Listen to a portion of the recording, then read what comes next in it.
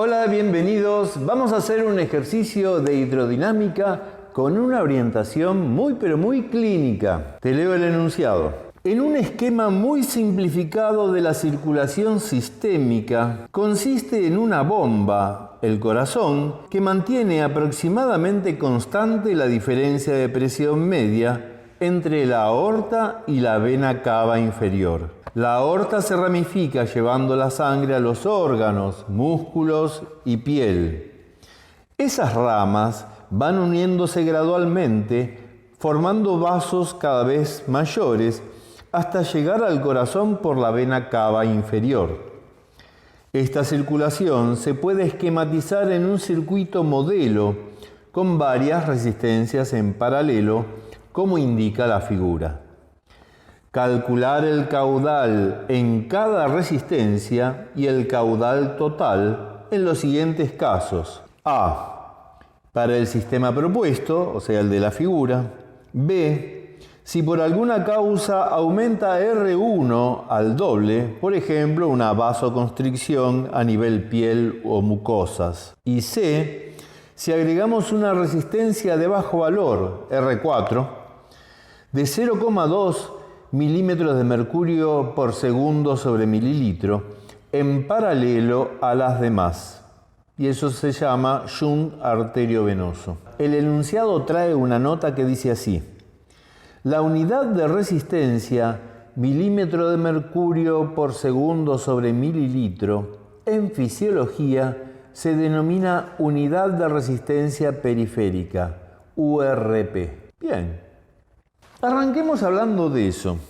Tal vez recuerdes de algún ejercicio anterior, buscamos la resistencia periférica total, o sea, la resistencia de todo el cuerpo, y nos dio un número enorme, por 10 a la 8, una cosa así. Por 10 a la 8 quiere decir cientos de millones de unidades de resistencia. ¿Cuáles son las unidades de resistencia en el sistema internacional con los que vinimos operando hasta ahora? Era el pascal por segundo sobre metro cúbico. Esa unidad es muy pequeña.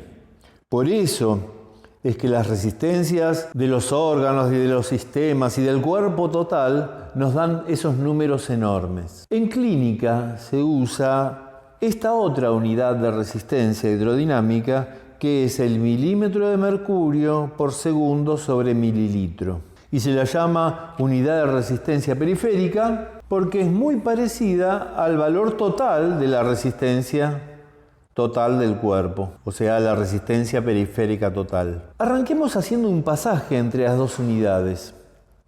Fíjate que el pascal segundo por metro cúbico lo puedo expresar así. Un pascal es 7 por 10 a la menos 3 milímetros de mercurio. ¿De dónde sale eso? Y de hacer una regla de 3 simple. Acordate que 101.300 pascales es igual a 760 milímetros de mercurio. Torricelli. Luego, un pascal es 7,5 por 10 a la menos 3 milímetros de mercurio. Un segundo es un segundo. Lo pongo en los dos lados de la misma manera.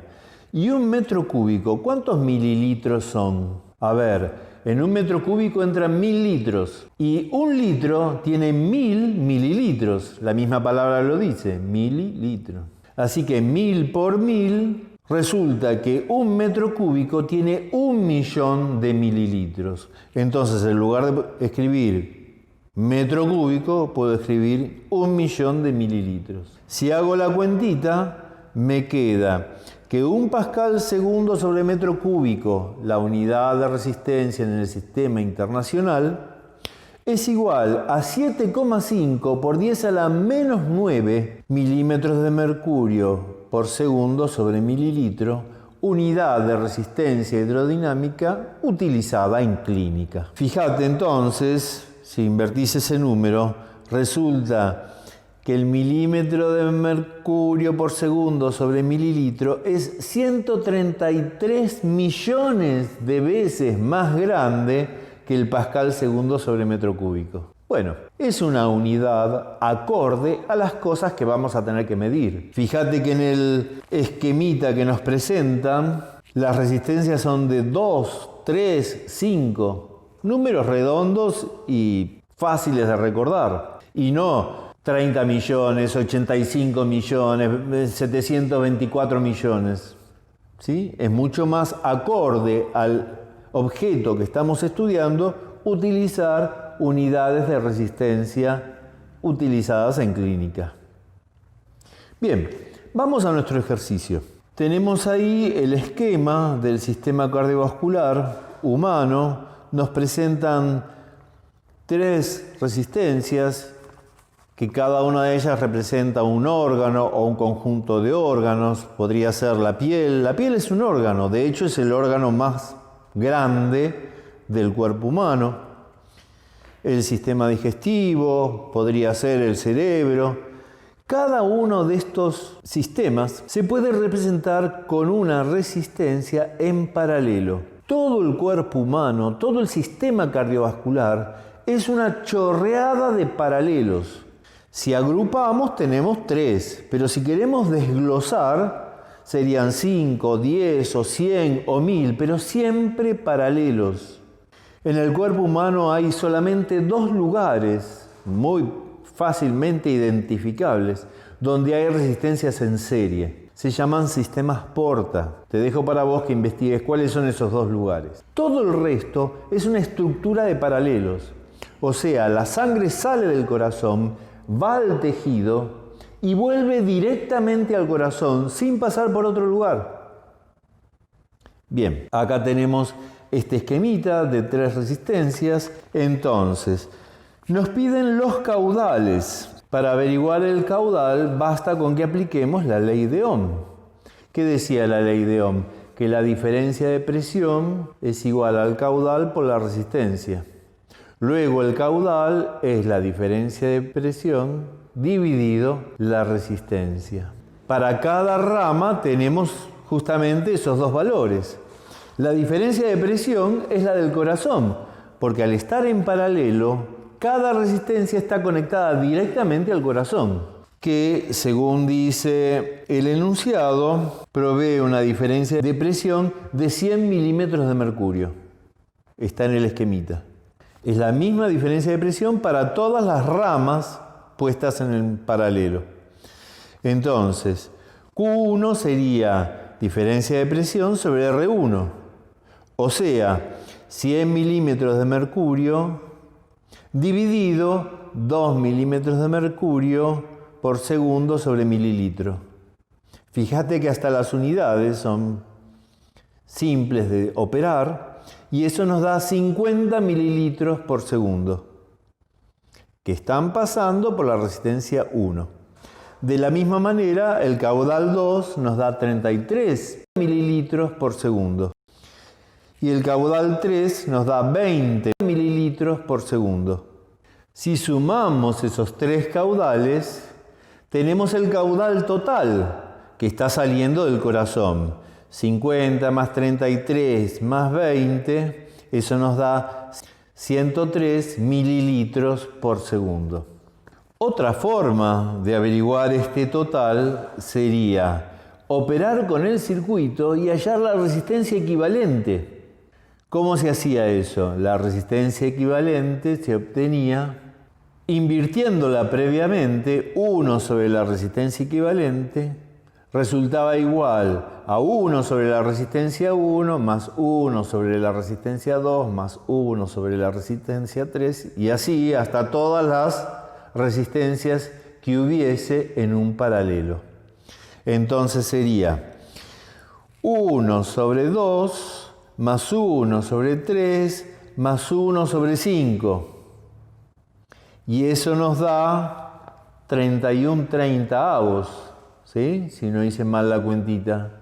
Pero eso es la inversa de la resistencia equivalente. Es un error bastante común olvidarse de invertir el resultado. Lo que nos interesa es el valor de la resistencia equivalente y eso es 30/31. O sea, 0,97 unidades de resistencia periférica. Es un poquito bajo.